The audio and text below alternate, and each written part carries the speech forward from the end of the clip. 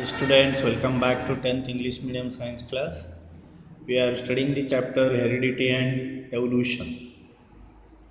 In previous session we studied the basic concepts of evolution.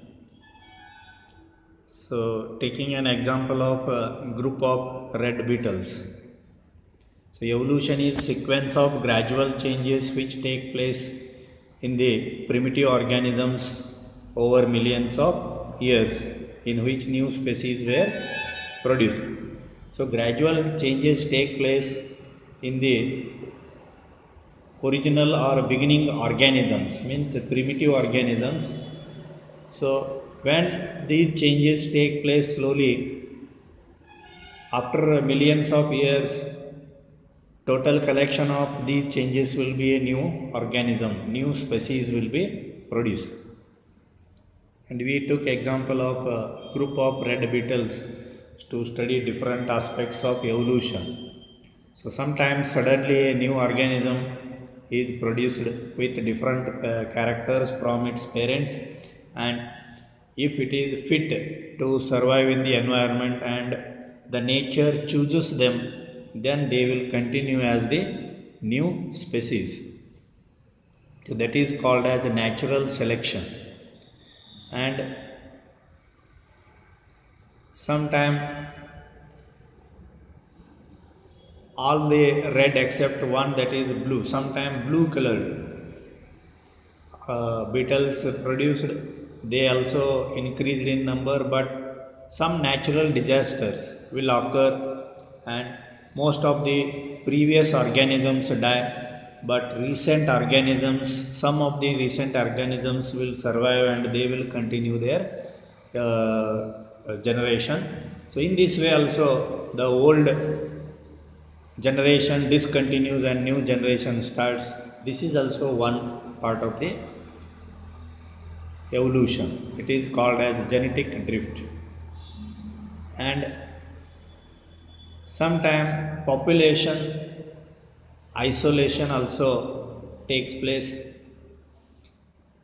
and the population gets affected for a short duration only due to some environmental changes, but this is not the evolution, no, because no genetic changes occurred in it. And we studied what is the difference between acquired traits and inherited traits, and also we studied what are the different methods of uh, production of new species in the world. Speciation takes place when variation is combined with geographical isolation. So when the newly produced organisms, they separate from their original parents for many years, for millions of years. So they will change in their body and in their structure, and they will be different from their parents, and they will continue as the new species. That is called as speciation. So different methods are there. Gene flow occurs between population that are partly but not completely separated. So sometimes some migrant goes outside and comes back and again continues the generation. And genetic drift means random change in the frequency of gene pairs in population over successive generations. And natural selection is the process by which nature selects the consolidate those organisms which are more suitable, adapted, and possess favorable variations. So if the variations or changes are favorable to the environment, then the new changes will survive, new organisms will survive in the nature. And geographical isolation, it is caused by mountain ranges, rivers, or new islands, and organisms will separate from their parents and develop as group of new population. So there are different methods of arising of new species. And genetic drift takes place due to severe changes in DNA. That is also called as mutation. It It is called as mutation. Severe changes in DNA. Suddenly, sometime changes take place in the chemical structure of the DNA of an organism. So in next generation, so many drastic changes will be seen. So that is called as a mutation. And changes in the number of chromosomes. It is also called as mutation. So genetic drift take place due to changes in DNA and changes in chromosome numbers. Next we study evolution and classification. Both evolution and classifications are interlinked, and if you study the classification of organisms, you will understand what is the evolution. For example, in 9th class you studied the classification of organisms from microorganisms to unicellular, multicellular organisms, and then to complex plants and animals. So if you see them, if you see the life starting from the bacteria, the life started from bacteria and then slowly amoeba-like organisms produced from that, and then from euglena and then algae, they all produced, and from algae plants developed, and in this some paramecium, and then insects, and then fish, from fish, animals. So if you observe the arrangement of organisms in classification, you will understand that the all life started from a single cell. So that shows the evolution in the organisms. Classification of species is reflection of their evolutionary relationship. So classification of species is nothing but the mirror for the evolutionary relationship. How the organisms are connected with each other, that will be shown. For example, frog lays eggs in the water. Similarly, fish also lays eggs in the water. So there is a relation between them. So we can say that a frog has taken evolution from the some sort of fishes. Frog lays eggs in the water, and first when the organisms come out, they look like fishes. Slowly it develops legs, tails, and it starts coming on the land. So this is very good example for the evolution of life. Life first started in water and slowly it came on the land. And then you can compare the salamander. Salamander looks like lizard, and the lizards and salamanders are different. Salamander is a frog-like organism which looks like a lizard, but it is amphibian. But snakes and lizards they belong to reptiles, and from reptiles birds the birds evolved from the reptiles, and from birds you can say other organisms also evolved. So like this you can compare the characteristics of organism in classification and understand how one organism is similar to another organism and which belong to different species. For example, human beings look like apes. So there is a evolutionary relation between apes and human being. Classification of species is reflection of their evolutionary relationship. The more characteristic two species have in common, the more closely they are related. If more characteristics are common in two organisms, then they are related to each other. For example, you take human being and apes. Human being is looking same as the ape. The number of chromosomes are only difference is 2 between chimpanzee and human being. And chimpanzee is a social animal. It lives in the family, and human being is also social animal and live in the family.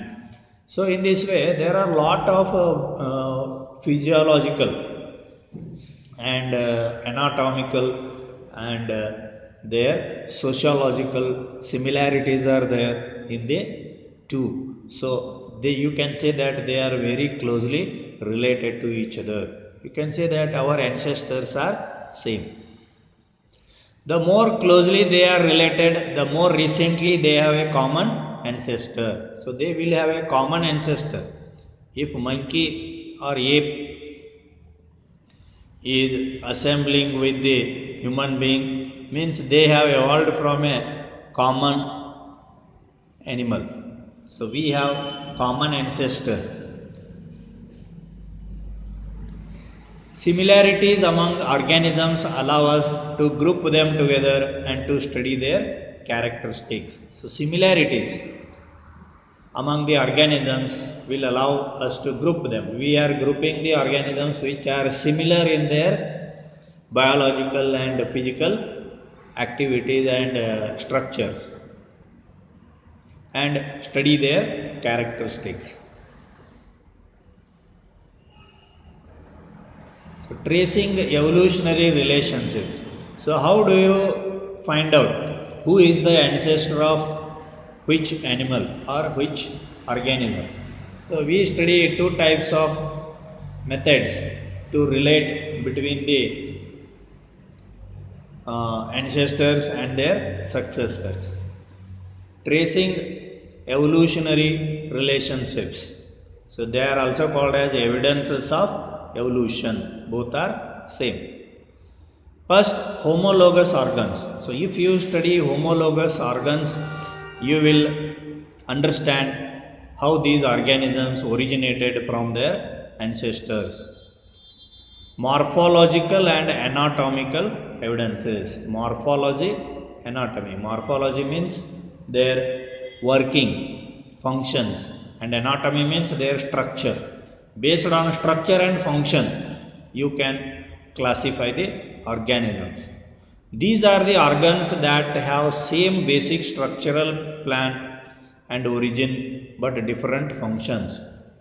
The organs which have same basic structural plan but and origin but different functions are called as homologous organs. Homologous organs provide evidence for evolution by telling us that they are derived from the same ancestor. So homologous organ, if you study in different organisms, shows that they are all coming from the same ancestors, same forefathers. For example, if you see an example, you will understand. Forelimb of horse, wings of bat. It is wings, not wind, wing, W-I-N-G-S. Wings of bat and paw of cat. So if you see these are all front legs of the organisms. It is shown here. Forelimb of frog. So they have attached frog also. Forelimb of lizard. Forelimb of bird. Forelimb of human being. And if you take forelimb of horse, they are all same in their structures, but their function is different. For example, forelimb of frog is used for jumping, and forelimb of lizard is modified to attach to the walls, and forelimb of bird is made for flying. There are no fingers and all that. They are made for flying in the air. And forelimb of human being is used for holding the things and doing so many creative work. And forelimb of horse is modified to run. And bat, four limbs of bat is made for flying. They are modified for flying. So they are having the same structure, but these organisms are using them for different purposes. So that might have happened due to changes in the environment or for their requirement. So based on the structure, we can say that these all are coming from the same ancestor, same father or father and mother have given birth to different organisms during the time of evolution. So such type of organs are called as homologous organs. They have same basic structural plan but different functions to perform. Next, analogous organs. Here it is opposite to homologous. Here the function is same but structure is different. These are the organs that have different origin and structural plan but same function. So these organs are having different structure and they have originated from different organisms but their function is same. So they are called as analogous organs. Analogous organs provide mechanism for evolution. For example, wings of bat, they have elongated fingers with skin folds. So in bats, they are elongated fingers. Between them there is the skin which helps to fly in the sky like wing, but the structure of wing is different. Wings of birds are having feathery covering along the arm. So different basic structure but perform similar function. So you can also compare this with wings of butterfly. Wings of butterfly. So wings of butterfly are made for flying also, but their structure is very different. They belong to insects. So you can see here, wing of bird and wing of butterfly. They are made for same purpose, but their structure is different. So such type of organs which have same function but different structure are called as analogous organs. So here you can say that idea of evolution. These insects might have evolved from the birds or birds might have evolved from the insects. So in this way you can compare the function and structure of organs to understand who are their ancestors. Next, one more evidence for the evolution is fossils. They are called as paleontological evidences. Paleontology is the branch of science in which we study the fossils of organisms. What are fossils? The remains and relics of dead organisms of the past are called as fossils. So many organisms were living in the ancient time. They died and they are buried under the ground. So after millions of years, when someone is digging the ground, we will get their bones, their remains, and we call them as fossils. For example, nowadays scientists are excavating the fossils of dinosaurs. So many dinosaurs fossils are available under the ground. We can call them as fossils of dinosaurs. Fossils are preserved traces of living organisms. The fossils are nothing but the preserved, means protected traces, pieces of living organism. Example, fossil Archaeopteryx possesses feathers of reptiles as well as birds. So a fossil is available called as Archaeopteryx. It is having the feathers and also it behaves as the reptiles. So the characteristics of both birds and reptiles are present in the Archaeopteryx. So this shows that the birds are evolved from the reptiles. And some examples of fossils are also given. So this suggests that birds have evolved from reptiles. And examples of fossils.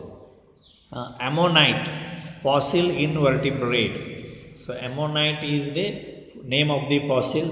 It is the invertebrate. Invertebrate means the organisms which don't have backbones.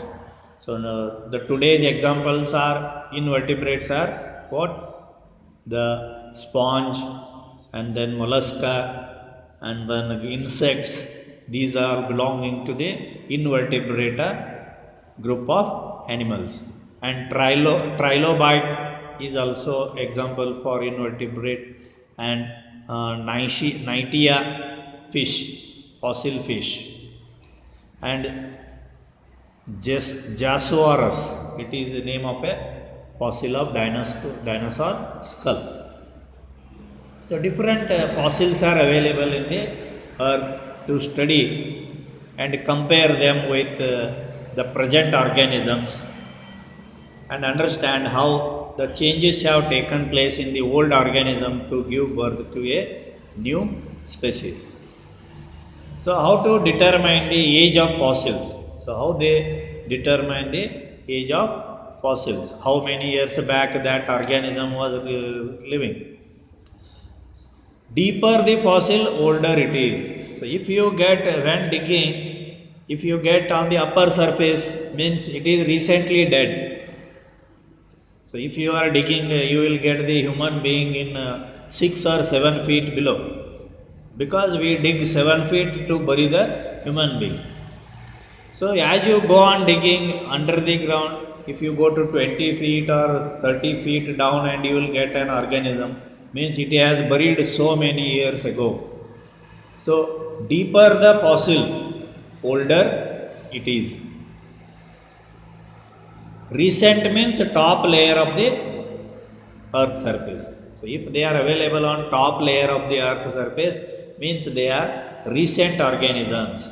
So as you go down, as you go to the second layer, third layer, fourth layer, fifth layer, sixth layer, and you will get an organism that will be older. Top layer means recent organism, bottom layer means older organism. Detecting the ratios of differences of the same elements in the fossil material is called as radiocarbon dating, C4 dating. So there is one more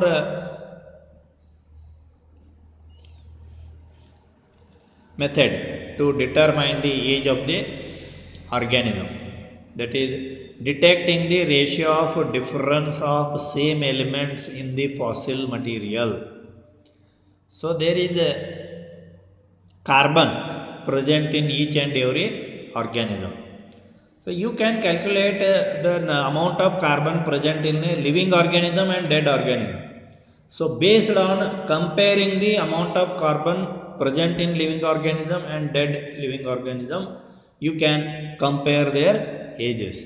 If less carbon is available, means it is older organism. If more carbon is available, means it is recent organism. Because in our body we are eating food every day, and we are consuming the glucose. In glucose there is C6H12O6. So this carbon is present in our body. So we will calculate how much carbon is present in our body, means we are living organisms. Say it is 100. So as you check the amount of carbon available in older organisms, the amount of carbon will go on reducing. So that means it is older organism. Next, evolution by stages. So evolution takes place in bit by bit, slowly, in the different stages. So what they are different stages, we will study here. Evolution takes place in stages, that is bit by bit generations. It is not taking place suddenly. Man did not become immediately from the monkey. It took millions of years to convert the man from monkey to human being.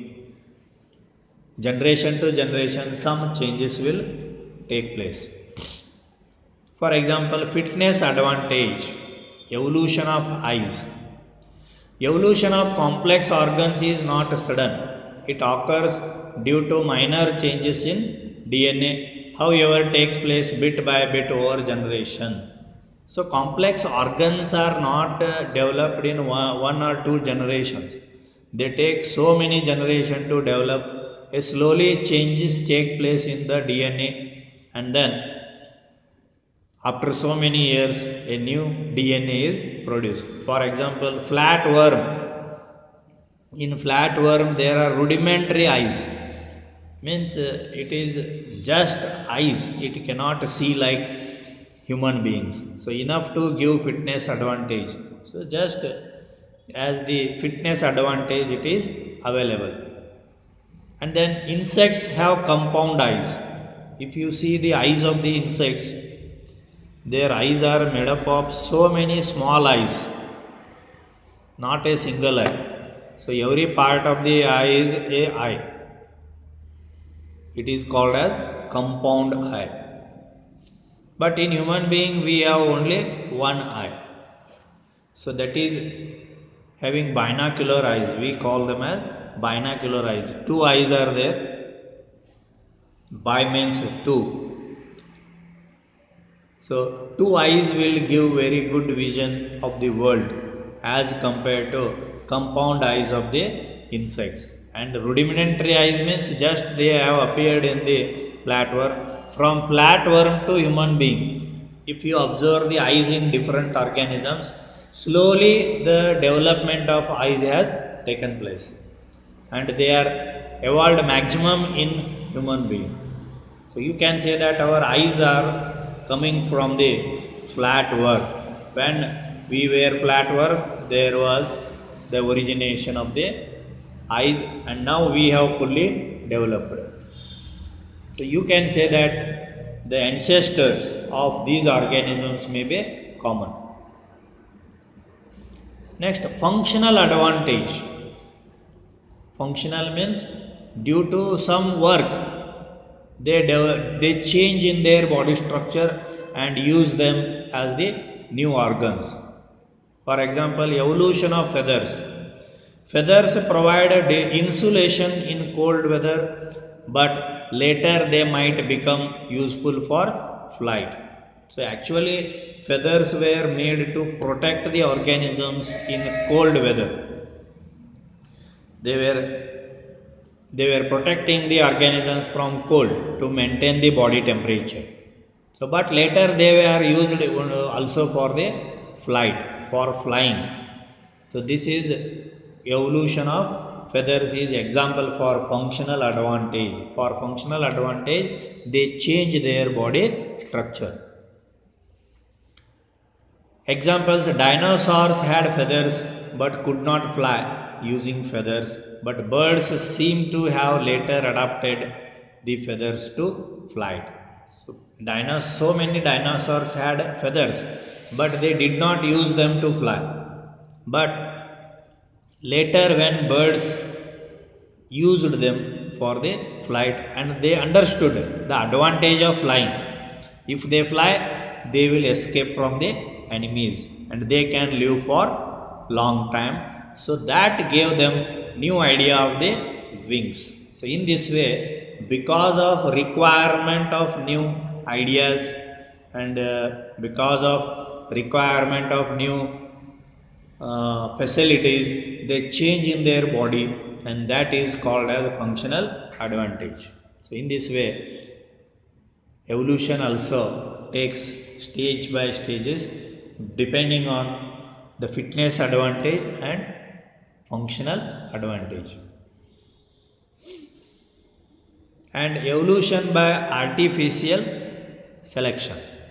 So artificial selection is made by usually human beings and other organisms. So which are taken from original organism to next organism, they will go on surviving. See here, one example is given. Humans have been a powerful agent in modifying wild species to suit their own requirement throughout ages by using artificial selection. So we are selecting some organisms for our own use, and we are giving more importance for them in their evolution. So different type of organisms are developed. For example, we keep the cow for milking. So we are getting milk from the cow, and we are doing research in cows, and every year so different varieties of cows are taken place. So in this way, that cow has gone drastic change in the world so that it can give more and more milk. We are concentrating on production of milk from the cows, so we are selecting those cows which are giving more milk. The cows which are not giving milk or which are not giving more milk, their generation is ending, and nowadays only those cows are available which give more milk. Similarly, human beings select the organism and reject some organism. The rejected organisms will end their generation, but selected organisms will continue their generation. For example, here one more example is given, that is cabbage. From wild cabbage, many varieties like broccoli, cauliflower, red cabbage, kale, cabbage, and kohlrabi were obtained by artificial selection. So here, wild cabbage, there was a wild cabbage. So according to our requirement, we have changed that cabbage.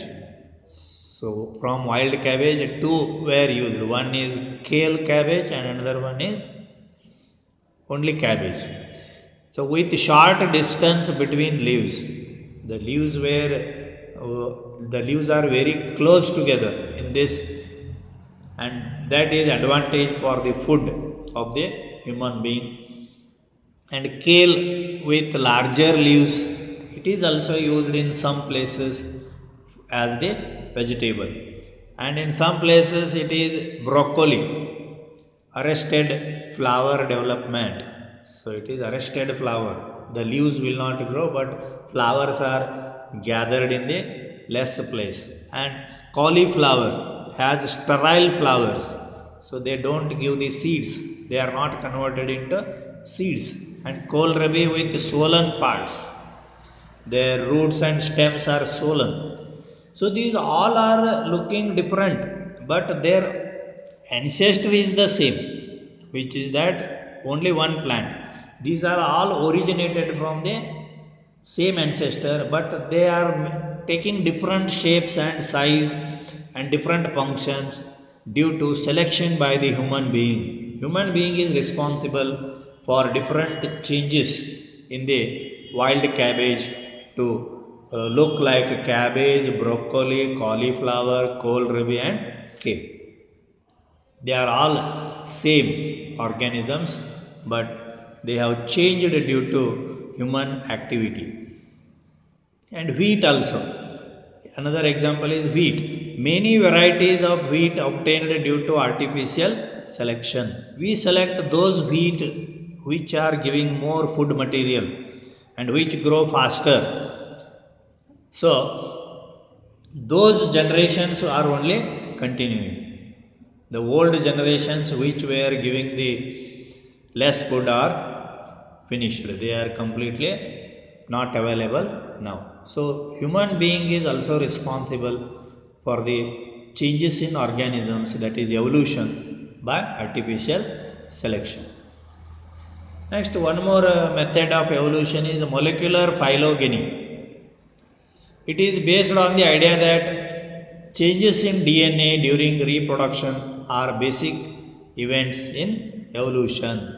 So during the reproduction, some changes take place in DNA arrangement. So if there is change in DNA, so different type of proteins are produced, and those proteins will be responsible for production of different cells than the original cell. Then there will be a new organism in the world, because DNA is responsible for controlling each and every characteristic of organism. So if that DNA itself changes, there will be change in organisms. And organisms which are most distantly related will accumulate greater differences in their DNA. So the DNA will be different, more and more different as we go through to the older organism. For example, if you consider the chimpanzee and human being,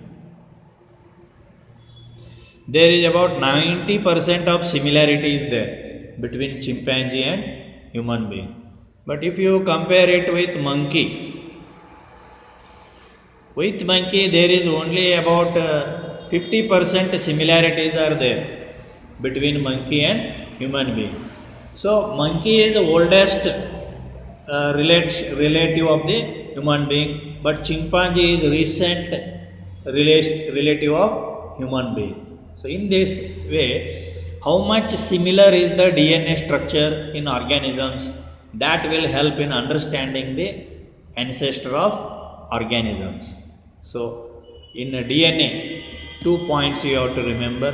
It is based on the idea that changes in DNA during reproduction are basic events in evolution, and organisms which are most distantly related will accumulate greater differences in their DNA. And here some information is given about human evolution. So how you can study the evolution of human being? Tools to study human evolutionary relationship. Excavating means digging the earth and collecting the fossils will help in finding the older versions of human being in the earth. Time dating, another tool that helps, this is called as carbon dating also. So if you calculate the time of that fossil, you will understand at what time it was there. And fossils themselves, the bones, skulls and dead remains of human being may be available under the ground during the excavation.